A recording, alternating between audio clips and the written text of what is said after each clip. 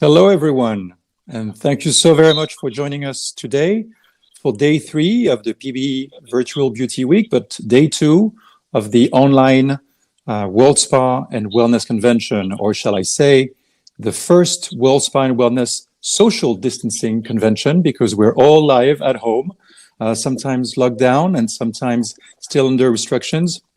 But there will be no restriction in the insights that our panelists are going to share with you today about this second situation room about cope and hope, how to cope immediately in your spa businesses. And today we have 3 great speakers. Anna Burstam from Sweden. She's the Senior Vice President of Wellness at Six Senses.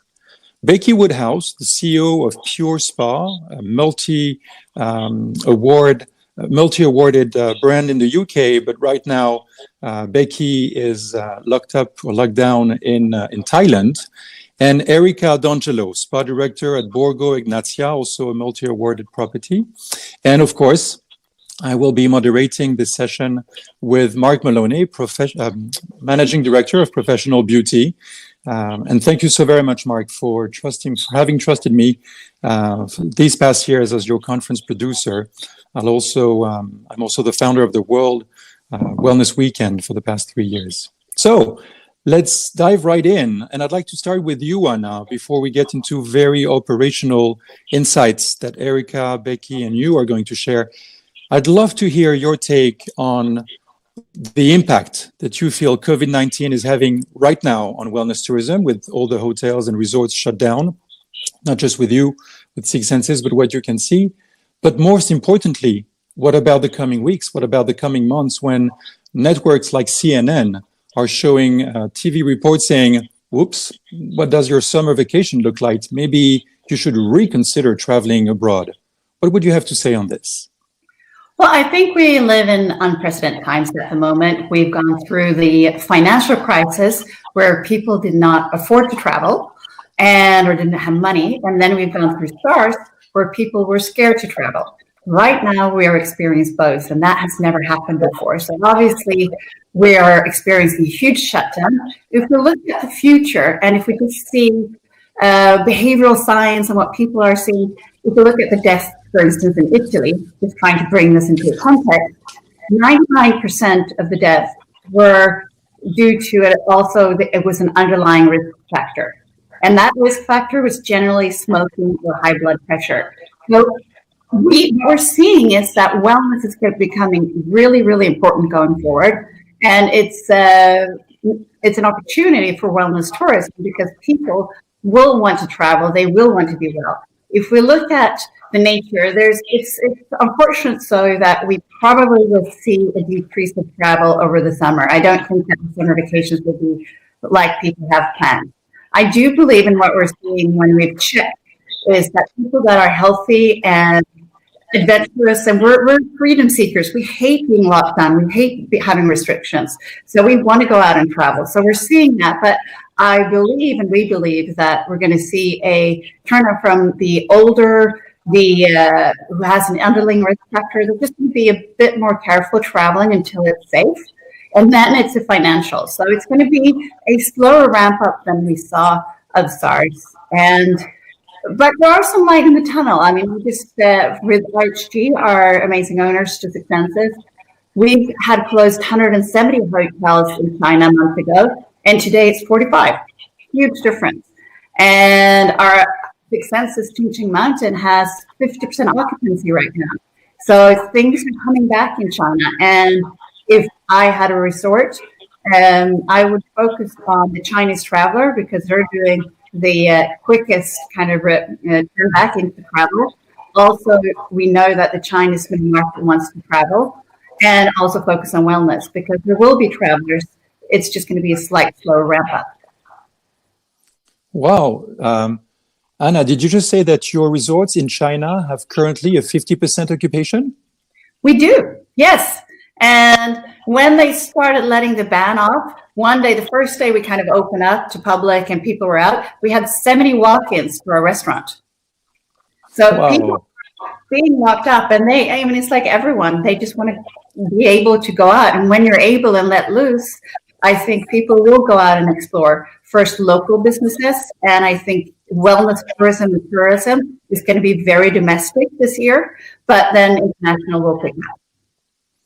As we go into the operational details, I'd like to go back to you with a question a little bit later about, as you reopen, did you modify your SOPs for those properties? I'll let you think about it, and then I'll pass the mic to Mark with the first questions to Erica and Becky.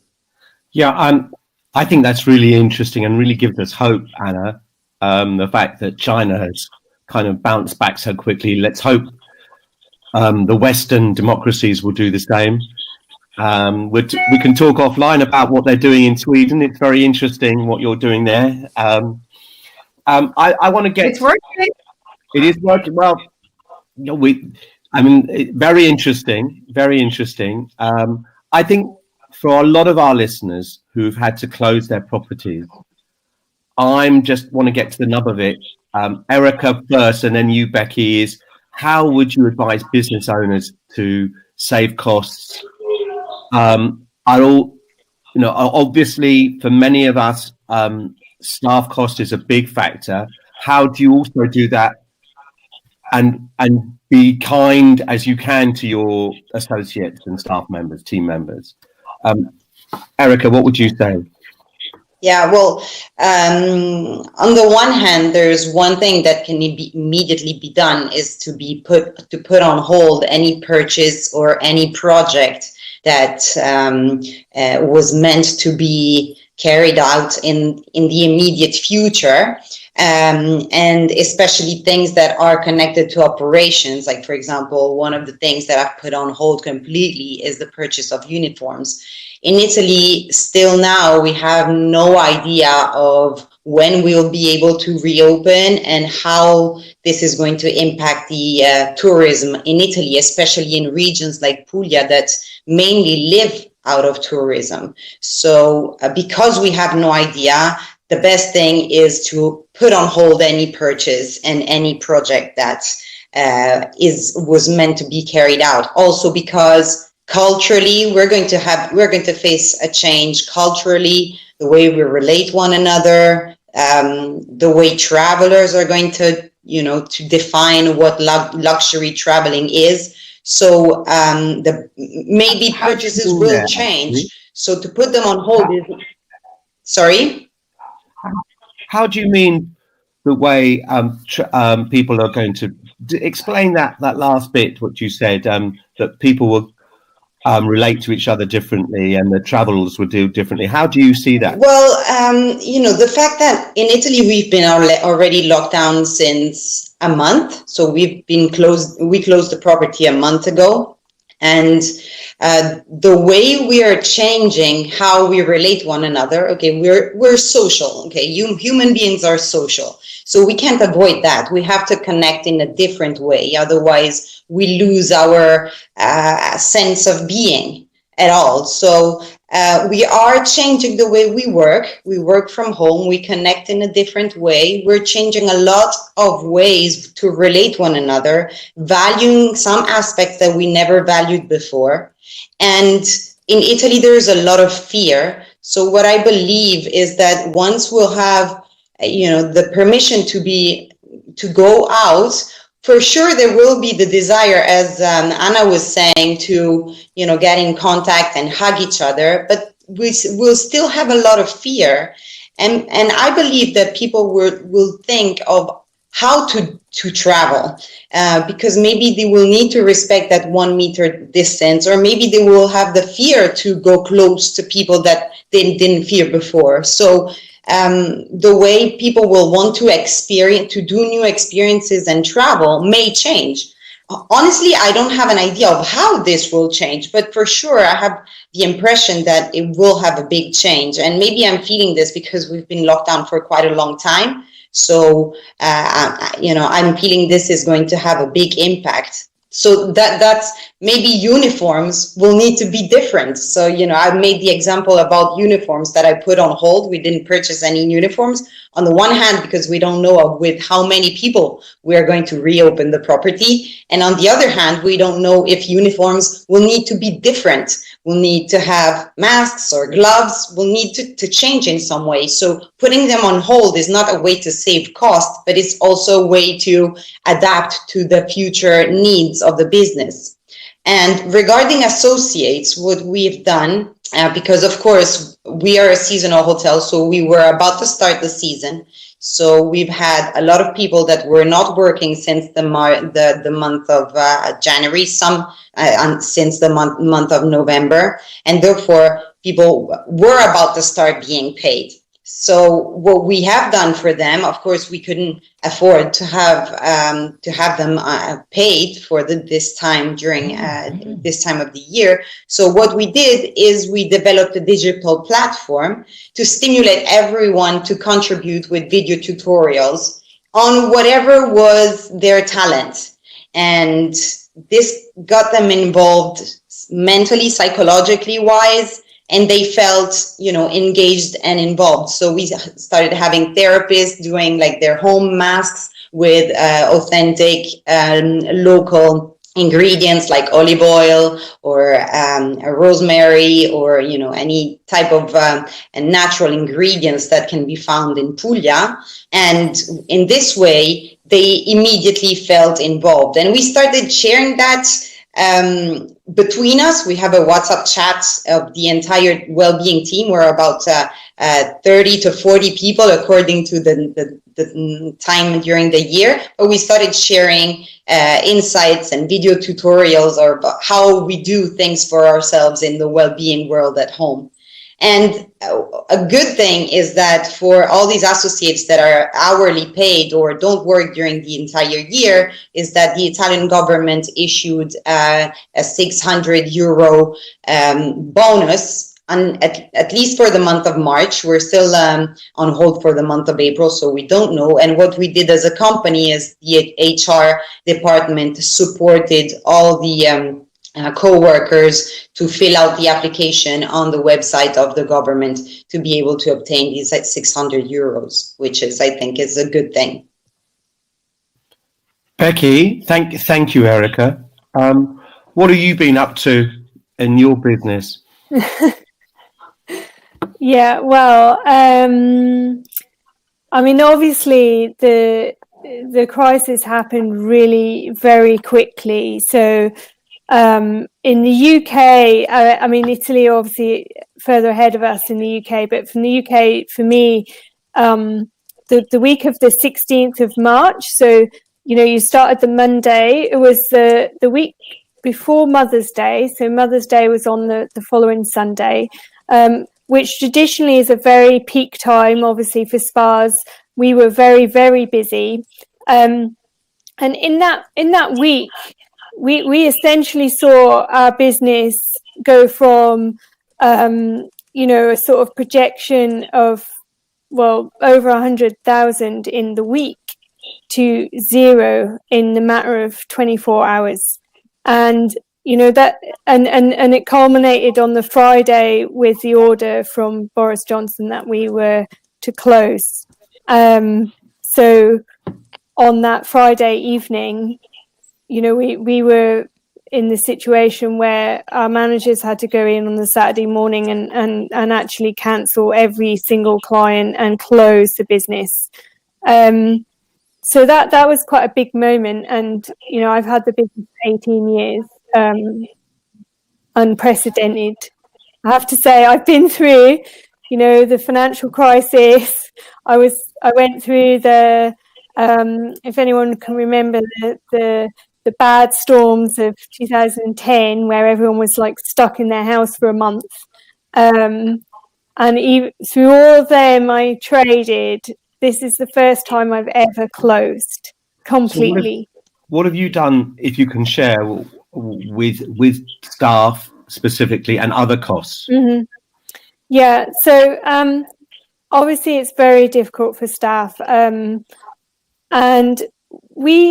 so just to give you a little added difficulty for me personally. At the time, I was traveling, so I was actually in Australia visiting family, and traveling back to the UK. I have basically got stuck in Thailand. So I got to Thailand, where I was due to have a stopover for a few days, and then my flights got cancelled back to the UK. So I was stuck in Thailand. In the whole week where it was going on, I wasn't even in the UK. So it was doubly hard for me because I was seeing it from a distance as well. But in some ways, because I was removed from it, I could also see what was happening. So in some sense, I think we did react quite quickly in terms of we saw where the business was going, and we were hoping that at some level we would be able to stay open, with obviously the social distancing and the provisions. And as the week went on, it became very obvious that that was not going to be possible. So we had to then plan for a full closure, and that was very difficult, I think, to get your head around, because all the time you're hoping that it's not going to happen. And Erica, you were probably going through this 2 weeks before we were, but it's just so hard for everyone in the business to comprehend that, and I think it's very scary for the staff as well. They're faced with a very uncertain future, and as are we as business owners. So it's just very hard. So we tried to communicate as much as we possibly could. So we had daily Zoom huddles with our management team, who were in daily contact with everyone throughout the business. And we opened up a dialogue with all of our staff. So we have a generic sort of payroll email, and we encourage all staff to put any questions that they had about what we were doing, how things were going, onto the email. And literally we would collate all of the questions that we had in, and then we would answer them within 24 hours. So we had this sort of open dialogue across the whole company, where anyone could raise whatever questions they had pertinent to them on their mind, and we would answer them within 24 hours. And I think that helped to really give everyone a lot of comfort that, they weren't alone in what they were feeling. And we felt that if we could answer those questions and everybody got to see the answers, that, there was probably other people that had the same question, but weren't quite as open about coming forward. So in that sense, we felt that was the best thing to do. So we answered the questions to everybody in the organization, and really, I think that helped to sort of really calm the situation, and everybody knew what was happening. That was good. Yeah. Thank you, Becky. Thank you very much, because you did exemplify right there one of the tips that was given by yesterday's Situation Room. We had the same topic yesterday, and for those of you joining us today, it is possible for you to view the complete session on the YouTube channel of Professional Beauty. Chris will give you the link if necessary on the chat box. And yesterday, it was indeed very important to say that managers, owners, directors need to show how much they care for their staff, not just because of titles and positions, but because as human beings. Also, it was about communicate even more, because not communicating can create a space where an internal dialogue can happen. What am I going to do? How am I going to pay my bills? Will I be made redundant after? I'd like to jump in quickly on something that we had prepared, because I see we have 10 more minutes before we take questions.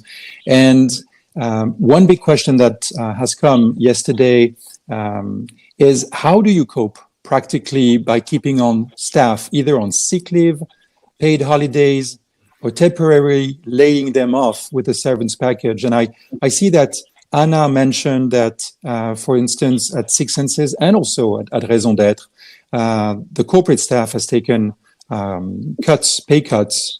Becky said that unfortunately, as staff, the UK government required that workers be furloughed and not allowed to do any work. But in the contrary, in Italy, the government has forbidden to fire anyone. And it's interesting, I'm going to let you speak about this, but it's interesting how many leaders are saying that they will be judged as people, as leaders, on how they treat their team right now. Some saying they will do everything they can to hold on to them until it really, really hurts and they cannot hold on to paying the wages. Quick answer, just one sentence or two, Anna, on this, and then we'll hear from Becky and Erica, and then Mark will have a question about cash. Yeah, I believe that what we've done is taken pay cuts for all corporate staff, and then we have to work with each country by itself with whatever governmental packages are in play.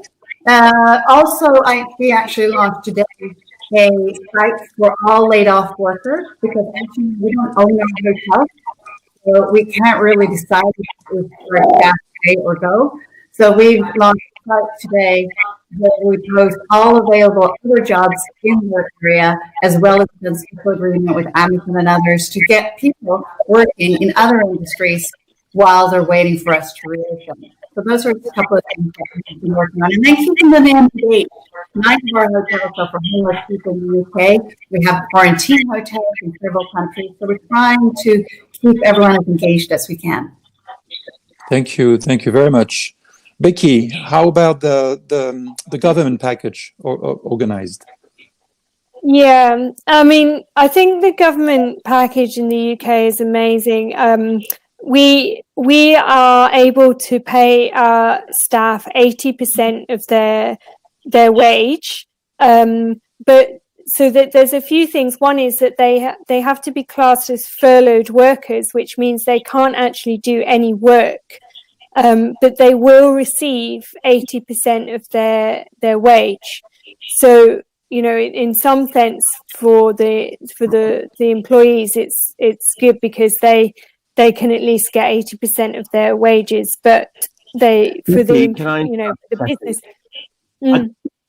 There was some discussion: are we allowed to train any workers that have been furloughed? Are they allowed to receive training? I think they are, but they can't. But I think you have to pay them, you know, for the training that they're on. So I think they can get training, but you have to make sure that they get paid for the time that they're training, but they can still be furloughed.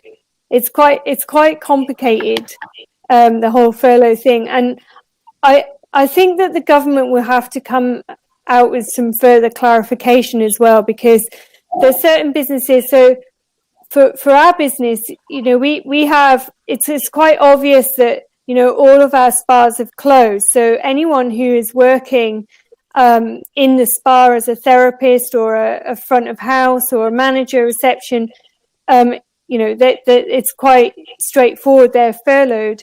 But for us, we also have a number of people who are head office, you know, finance or marketing. It's not so obvious for them whether they can actually do any work or not work, because if you're shutting down the business but you're not stopping trading, there is a certain amount of work that you obviously still need to happen. In our case, you know, we're physically closed, so our revenue is zero. You know, so we can't have working people. No, I get that. Erica, what have you done on the staff situation briefly? Well, Italy has always been a country that, let's say, defends and is always on the side of the workers. So for the time being, we immediately applied. We closed down the hotel on March the 10th, And immediately on March the 12th, we already obtained government layoffs that covered up to 50% of our salary. So for the month of March, the company has also guaranteed to pay the entire salary, even if we are not working. So all the sick leave, paid holidays, and everything else is suspended because we are, obtaining this layoff from the government. And as Jean-Guy was saying, Italian law has issued a decree that you cannot fire anyone as a consequence of the coronavirus. So I believe, my personal opinion, this will change because, as Jean-Guy was saying, that this will get to a point where you have no choice, because if you're not producing, or if you're producing half of what you used to produce 3 months ago, then you will have to review your, first of all, I believe your strategic leadership positions, and then understand how to organize the entire company also in terms of resources and payrolls. But in Italy, you cannot decide to cut down the payroll of anyone because it's very much preserved. So it needs to be respected. And so you cannot be fired. And for us, we have already, immediately 2 days after the closure, obtained these layoffs. Thank you so very much, Erica.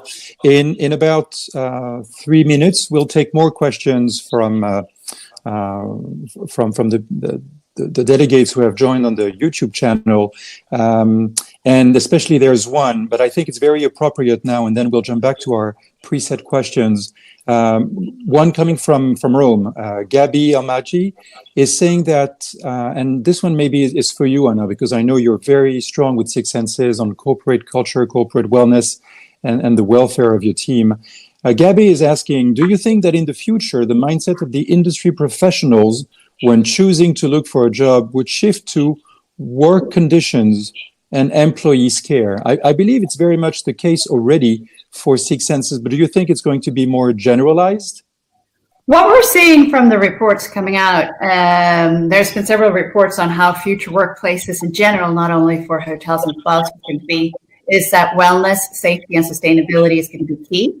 And if we can afford to choose what job we want to take, then I think that would be very important going forward. We're seeing a big shift where also if we look at the employees that we attract at Six Senses, they come to us because they believe in our cultural values that we have and they want to join a company like this.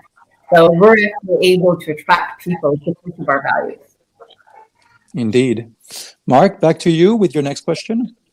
I really want to ask the panel really tips for cutting costs. Erica, you said one, obviously not engage new suppliers or cut back existing suppliers when you can. Not you had one thing about the uniforms. What other specifics do you think that whether I'm running a big operation or a small operation I should look at practically? Start with you again, Erica. Okay. Well, as I said, the situation in Italy is very bad. So we have no idea of the near future short-term scenario. So what I would suggest and what we've been engaging in is to freeze partnerships. I don't know if you're aware, but we've been the first hospitality destination to be certified by the Blue Zones organization in the United States.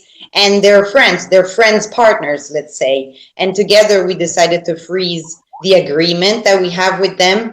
And in other cases, in their case as well, but also in other cases, to suspend payments where the relationship allows it, of course. So, we are a positive organization. We take a lot care about happiness in the workplace, but all along the line, all along the supply chain. So with all the stakeholders, suppliers, and everyone. So we have a very friendly relationship. And this, in these situations of crisis, is very, worthwhile, because at the end of the day, we're all human beings, and we're all in together in this. So every relationships need to be handled one by one and by, the purchase manager and the supplier, and discussed it through. But of course, we're all in the same situation. So there is a lot of understanding, and we have been able to freeze partnerships and put on hold a lot of payments. So I suggest that preserving the relationships, if well established in the first place, will allow to support each other between all the stakeholders. So I believe that this is something that needs to be done immediately. Thank you, Erica. Becky, what's your take on this? Knowing that you have received several awards, not just for your spas and salons, but also as an employer of the year. How do you cut costs? Yeah. Well, I mean, aside from salary, so our first priority was obviously to our staff. So, we're happy that all of our staff qualify for the 80% government grant. And the next biggest areas for us was, our taxes. So in the UK, HMRC, who we pay our VAT to, and our PAYE. So we've proactively contacted all of our suppliers. In particular, HMRC, a quick phone call, allowed us to be put on hold, and we, have started a dialogue with them in terms of, how we will arrange our payments going forward with them.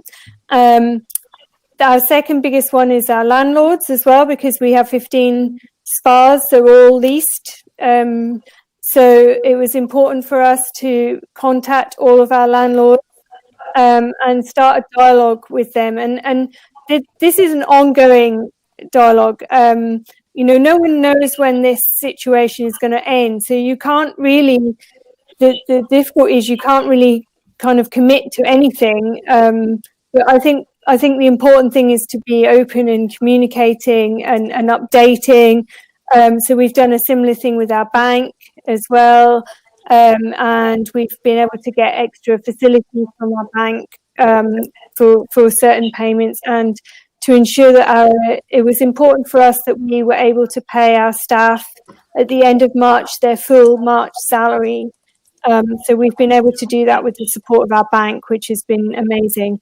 And then it comes down to all, we've literally looked at every cost through the business and how can we cut, and things that, you don't even think about. So for example, our email addresses. So all of our employees are going to be furloughed, so they can't do any work. So they don't actually need an email address over the next 3 months, while they're furloughed. So, we've been able to reduce our IT costs from, £1,000 a month down to about £80 a month, just by suspending all of our licenses, suspending, our bandwidth on our website. It's just like looking at all the little costs that seem, they're just sort of things that happen in the background, but actually, do you actually need them while you're shut?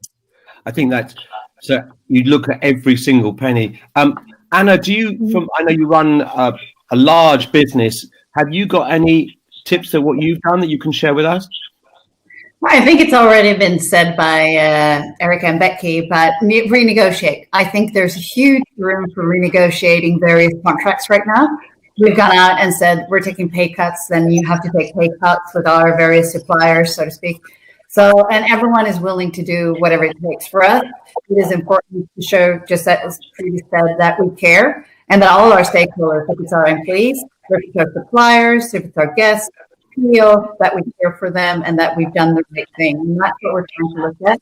But again, just being very inventive of what we can do. And what we have surplus of, we do food packages that we go out and give. We kind of look at, okay, what we can't, if we're closed down, how can we actually make use of things that we can't have to throw away otherwise?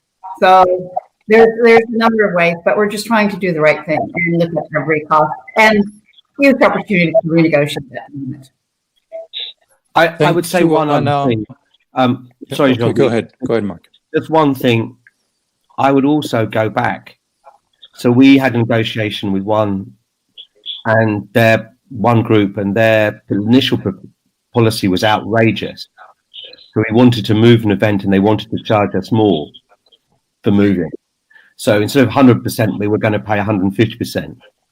And just by holding ground and going back to the situation, I think corporate head offices have adjusted too. People, so we all have to be flexible, and I would advise people to go back. Over to you, Jean-Guy. Sorry. Thank you so very much. One question that I wanted to ask you from the beginning, but I prefer to ask it now, Anna, is as you reopen, because a lot of spa managers and spa directors, especially working with groups, are thinking of standard operational procedures. And when these are used too much and they become sanitized operational procedures, they want to lift them up, elevate them to superior operational procedures, especially with amenities, with the experience, with the wow factors. Have you changed anything in your SOPs in the resorts you've opened in China?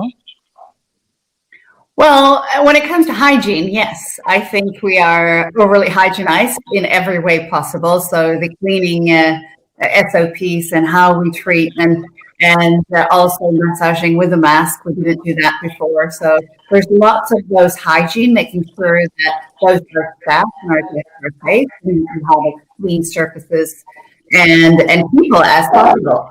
Again, if you're sick, if you feel cold, anything. So those type of operational, we've changed. And then we've also created new SOPs when it comes to treatments and journeys. So we'll have immune business journeys and mindfulness journey that we're going to launch when we reopen as well. Thank you. Are your therapists massaging with gloves? No, they're not. They're massaging with hands. Okay. When we have those that we have open. We have very few spas open at the moment. Thank you. This question is raising the interest of Asheville Salt Cave.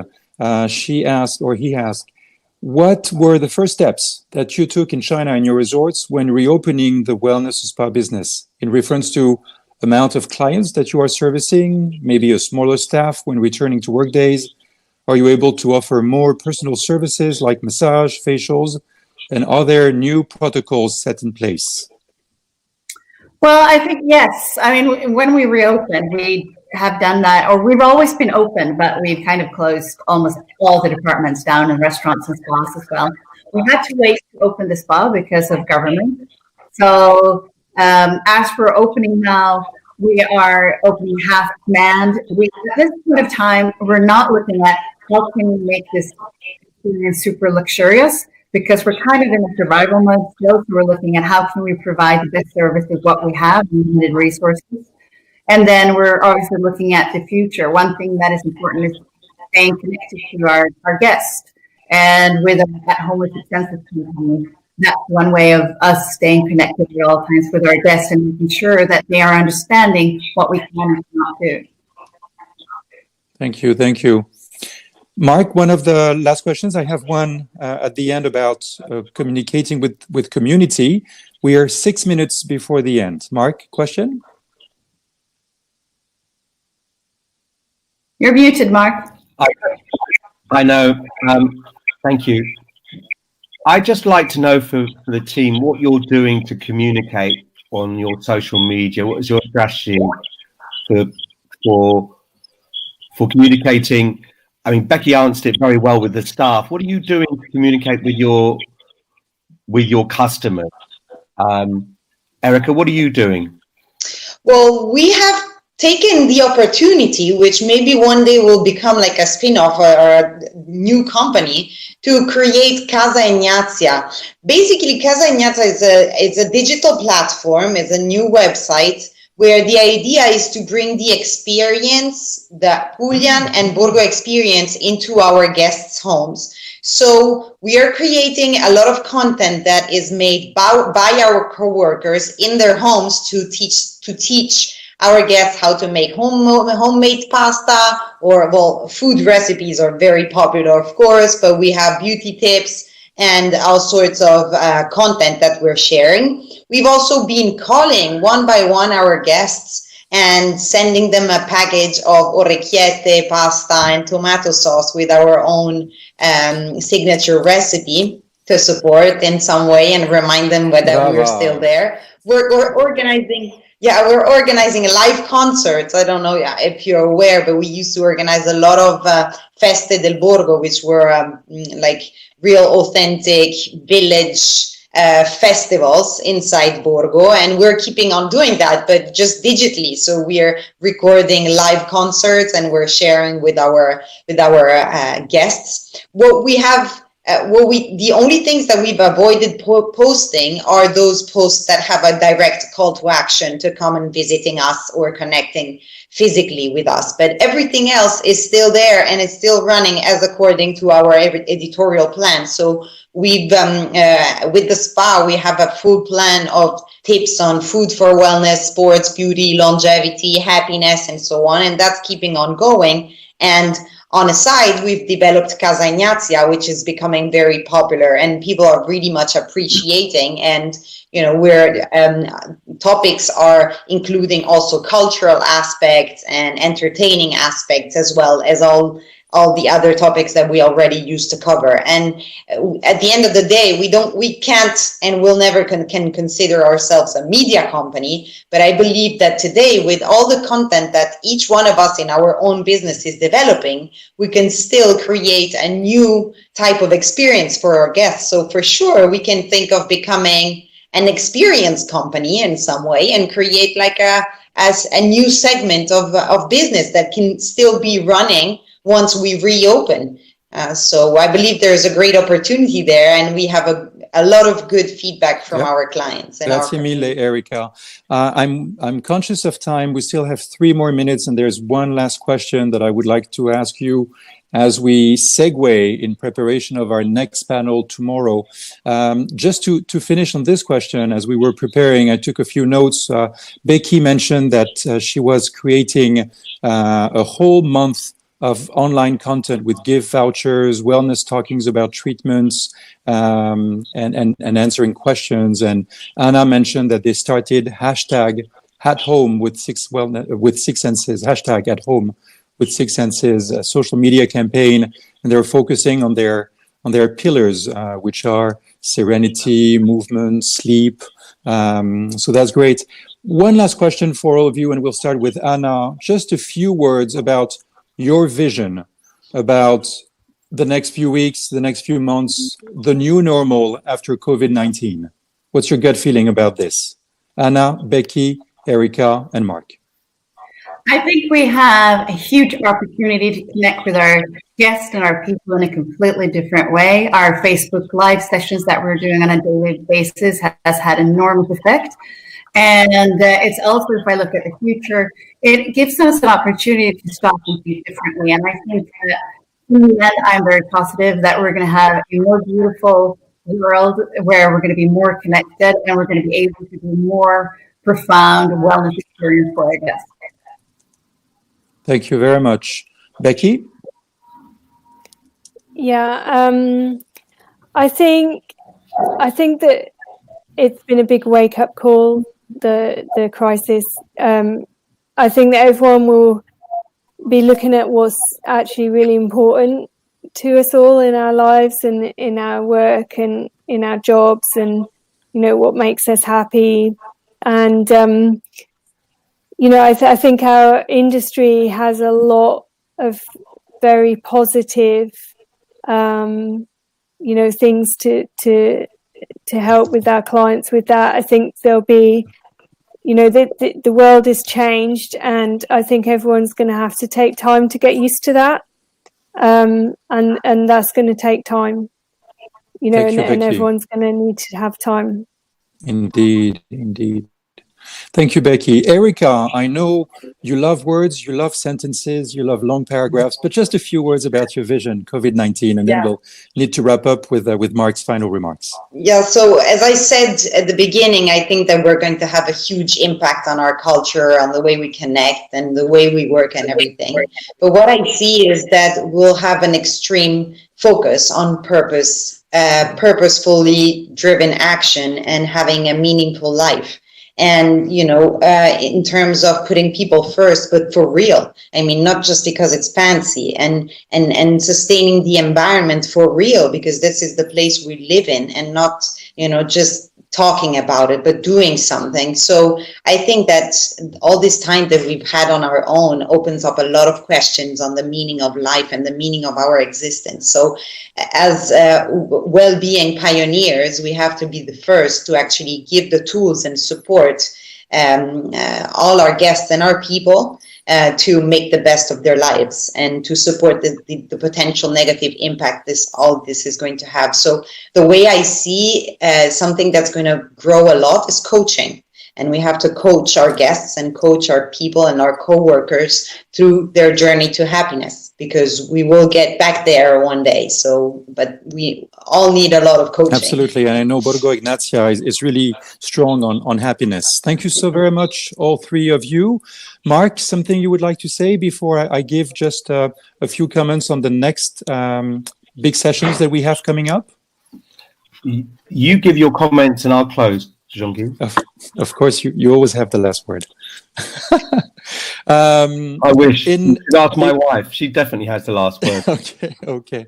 In 75 minutes, we will be back on. I know there are other sessions with the PB stream, with the professional beauty stream, but in 75 minutes, do not miss the session we have with Dr. Daniel Friedland from San Diego, California. 45 minutes, really compelling about how your brain works, how to make it work better in times of stress, to be more resilient, to formulate better questions, and to deep into the energy that you have from past experiences, from past challenges you have already overcome. So 5 p.m. UK, Daniel Friedland. I know some of you on the chat today have expressed questions about what next, what do we do? Well, actually, that will be the topic for our situation rooms tomorrow and Thursday, about reset and restart, strategies to prepare your reopening. And tomorrow, do not miss the session with Andrew Gibson, Senior Vice President Sensei, but also the former Senior Vice President of Accor Wellbeing for luxury brands. Amanda Al-Masri also will be with us. She's now a consultant, but she used to be the former Global Director of Spa Operations and Development for Starwood before acquisition by Marriott.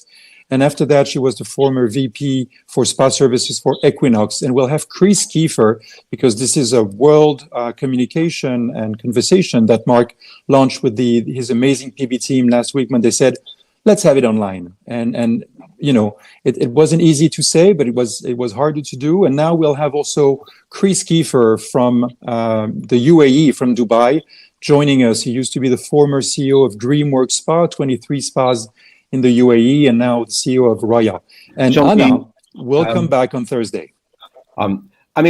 Just to close, Anna, you made a point saying that it might take us a while to get back, but we will get back. And I think how much the world will change, who knows?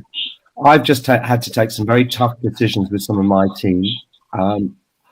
I look back on the panel, and I think, Becky, what you say is to be open, to be there, to have an element of humanity and flexibility, but to very much be there, and to be personally available for everybody. Because I think we will be judged as managers, as owners, how we come through this. You don't always make popular decisions, but hopefully they are honest, consistent, and true.